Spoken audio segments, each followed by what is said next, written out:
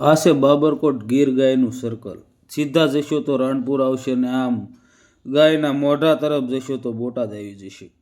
તો જે કોઈ ખેડૂત ભાઈને ગીર ગાયની પૂરી માહિતી ન હોય તો આ ગાય પાસે તમે સર્કલ પાસે 10 મિનિટ ઊભા રહીને ગાય તરફ વ્યવસ્થિત ધ્યાન કરવામાં આવે તો તમને પોઈન્ટની ગીર ગાયની માહિતી મળી જશે. કેવા શિંગડા હોય, કેવું પૂંછડું હોય, કેવા કાન હોય.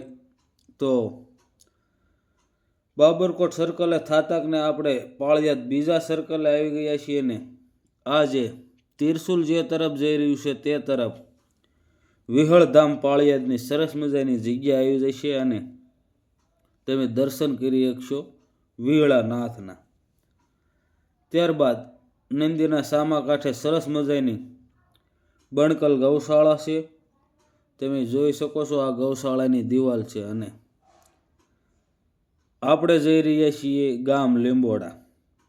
પીપળિયા થાતકને ગામ લીંબોડા આવી ગયા છીએ ને ખેડૂતભાઈ આપણી રાહે હતા રોડે.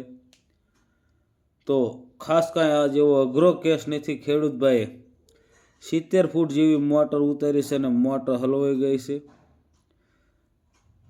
દર વર્ષે પડ હેઠે ધાફા હેઠે મોટર વહી જાય છે અને ખેડૂતભાઈને મોટર 2-3 વર્ષે હલવાય છે.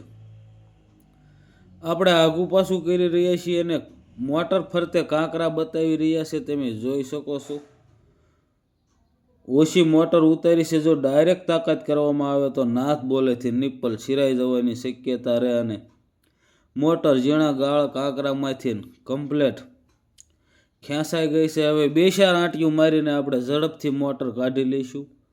તમે જોઈ શકો છો પાઇપની નિપ્પલ માથે ઝીણી માટી ગાળ.